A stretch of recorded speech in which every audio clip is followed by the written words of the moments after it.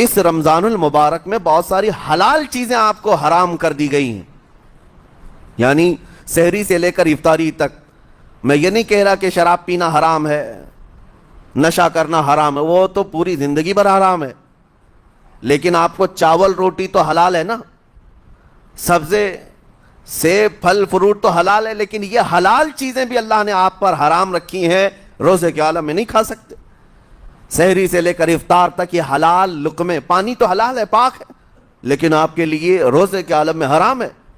اسی طرح شادی شدہ مرد اپنی عورت کے ساتھ زندگی بھر کبھی بھی جمع کر سکتا ہے، رات میں سو سکتا ہے، لیکن حالت روزہ میں وہ حلال کام بھی حرام ہے، حلال کام بھی حرام ہے۔ اپنی عورت سے جمع کرنا حالت روزہ میں کیوں روکا گیا؟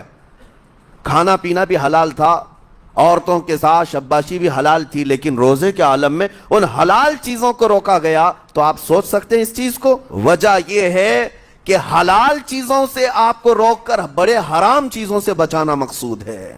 آج اگر اپنے آپ میں اتنا کنٹرول کر لے جاؤ کہ چند حلال چیزوں سے دن بھر بچ سکتے ہو، انشاءاللہ رمضان کے بعد بڑی حرام چیزوں سے بھی اللہ آپ کو محفوظ رکھے گا۔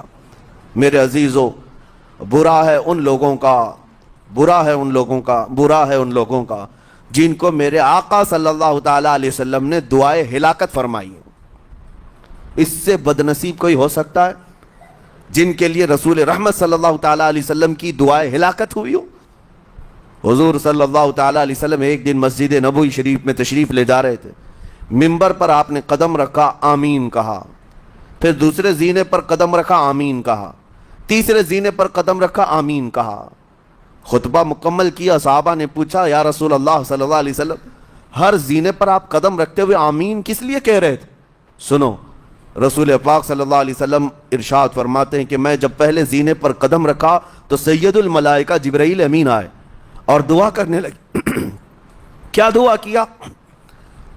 یوں کہا، یا رسول اللہ صلی اللہ علیہ وسلم، وہ شخص ہلاک و برباد ہو جائے جو آپ کا نام سنے اور پھر اس کے بعد درود نہ بھیجے۔ حضور فرماتے میں نے آمین کہا۔ حضور کا نام سنتے ہی آپ کی زبانوں پر درود آ جانا چاہیے، اللہم صلی علی سیدنا محمد وآلہ وصحبہ وبارک وسلم۔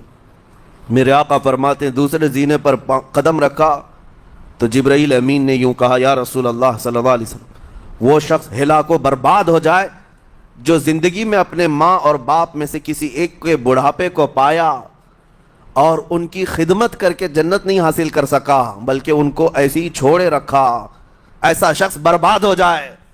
حضور فرماتے میں نے آمین کہا۔ پھر جبرائیل امین نے کہا، تیسرے زینے پر قدم رکھتے ہی میرے آقا فرماتے ہیں جبرائیل نے یوں دعا کی کہ اے اللہ کے رسول، وہ شخص ہلاک و برباد ہو جائے جو رمضان کا مہینہ پایا لیکن اس کا ادب نہیں کر سکا، اس کا احترام نہیں کر سکا۔ حضور فرماتے میں نے اس پر بھی آمین کہا۔ جس کی ہلاکت کے لیے جبرائیل امین دعا کر رہے ہوں اور اس دعا پر سید الانبیاء آمین کہہ رہے ہوں، ایسے شخص کی بربادی کا کیا انجام ہو سکتا ہے؟ وہ کتنا بد نصیب ہوگا۔ اسی لیے میرے عزیزوں، مسلمانوں میں یہ رواج ہی نہیں ہونا چاہیے کہ اٹھ کر کے پوچھتے رہیں روزہ ہے کہ نہیں ہے، روزہ ہے کہ نہیں ہے۔ مسلمان ہے تو روزہ ہے، اور یہ کوئی آپشنلی عبادت نہیں ہے کہ 4 رکھ لیا 2 نہیں رکھا، آپشنلی نہیں، یہ فرض عین ہے۔ ایک روزے کو چھوڑنے کا گناہ فرمایا گیا 600 سال تک اسے دوزخ میں رکھا جائے گا، 600 سال تک۔ یہ معمولی چیز نہیں ہے، اور جن کے پچھلے روزے قضا ہو چکے ہیں معاف نہیں ہوں گے۔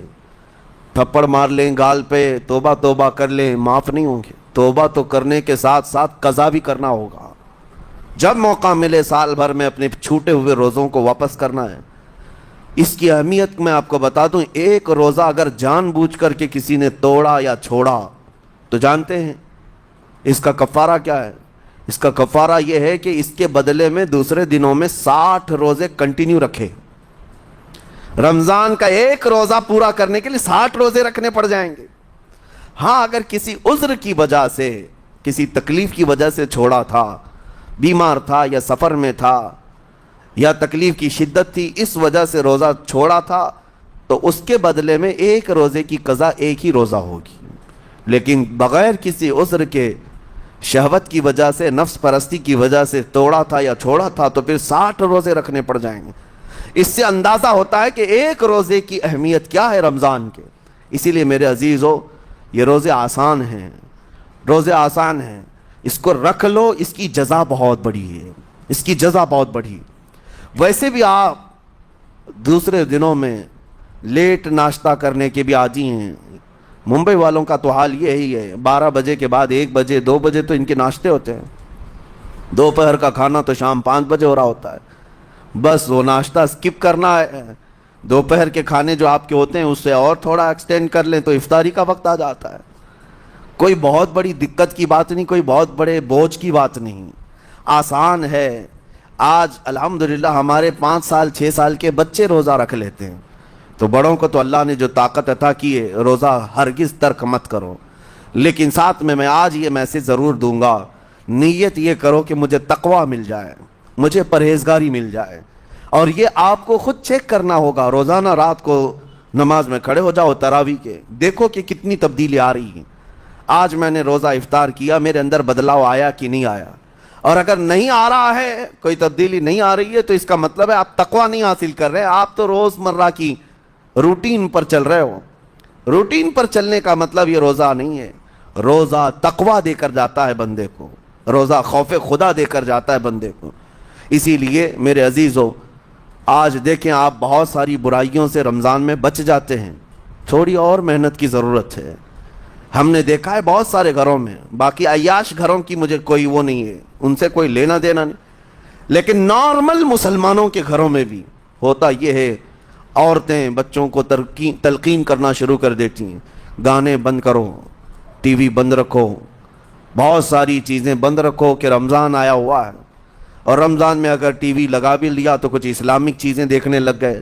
ماحول تم نے خود ہی بدلا ہے اپنے گھر میں، کچھ چیزوں کو آپ نے بدلا ہے اور کچھ چیزوں کا ادب آپ نے کرنا شروع کیا ہے۔ اسی کو اور تھوڑی سی محنت کے ساتھ بڑھا لیا جائے، قسم رب ذوالجلال کی، ہر برائی رمضان میں ہی آپ سے ختم ہو جائے گی۔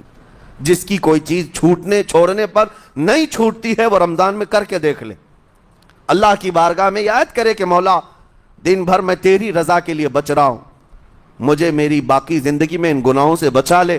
وہ رحمان ہے، جب وہ تمہیں اس کے بدلے میں جنت دیتا ہے تو یہاں برائیاں کیوں نہیں چھڑواتا؟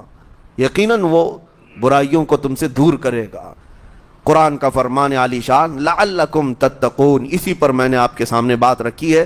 روزے اس لیے فرض کیے گئے ہیں تاکہ تمہیں تقوی مل جائے، پرہیزگاری مل جائے۔ بعض لوگوں کو دیکھا گیا ہے رمضان المبارکہ میں بھی وہ اپنی بری حرکات سے باز نہیں آئے، ان کی روٹین ویسی ہی جاری رہی، نعوذ باللہ نظروں کی خطائیں بھی باقی رہیں۔ اور سب سے بری چیز یہ ہے کہ رمضان میں شیطان کی نیابت اگر کوئی کر رہا ہوتا ہے تو تمہارا یہ موبائل فون ہے۔ اکثر لوگ یہ سمجھتے ہیں کہ اس موبائل فون کو ہم استعمال کرتے ہیں تاکہ ٹائم پاس ہو جائے، روزہ کا وقت قریب آ جائے۔